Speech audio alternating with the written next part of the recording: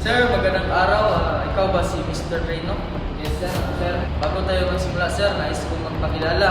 Ako ang na-assign na mag-interrogator sa kasong inakusa sa iyo. Ako si Lieutenant James. Bago tayo magsimula, pahayag ko muna yung mga karapatan. May karapatan ka manahimik. Lahat ng iyong sasabihin ay pwede gamitin sa iyo. May karapatan ka rin kumuha ng sarili mong abogado. Kung wala, mag-provide ng isang abogado para sa iyo. Intindihan mo ba ang iyong mga karapatan, sir? Ako, sir. Ito ba yung matulong mo?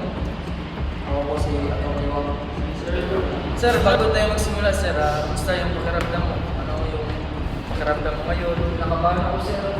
Sir, ang unang tanong ko sa'yo, sir, is ilang taon ka na sa pagtatrabaho mo, sir, sa bangko? Yung taon pa ako, sir. Pero tatlong ko na, sir. Sir, sa 5 taon mo, sir, ilang bangko na ba yung napasukan mo, sir? Pang ikatatlo ko to, sir. Sa unang bangko, sir. Ako yung teller, yung sir. Tapos sa pangalawa, nag-promote ako bilang manager. Yung tatlo, ako naman yung unit teller, sir.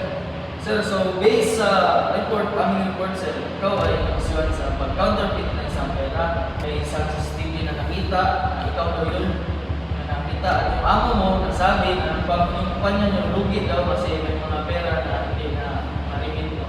Sir, wala akong ginagawa, sir. Wala talaga ako, sir. So, based sa yung action, sinasabi mo sira yung CCTV. Hindi, sir. Birthday ng anak ko nun, sir. Kaya umuwi ako, sir. So, sinasabi mo nga yung CCTV hindi totoo. Ikaw ba talaga yun, sir? Sobra ka na, sir. Alam mo ba, sir, yung mga pera na ginamit mo, sir, naghirapan yung mga tao, sir. Sir, alam mo rin ba, pag mag-admit ka, mas bababa yung sentensya. Sir, nagawa ko lang yun, sir, kasi walang pera. Birthday ang anak ko, sir. Hirap na kami, sir. Huwag naman, sir.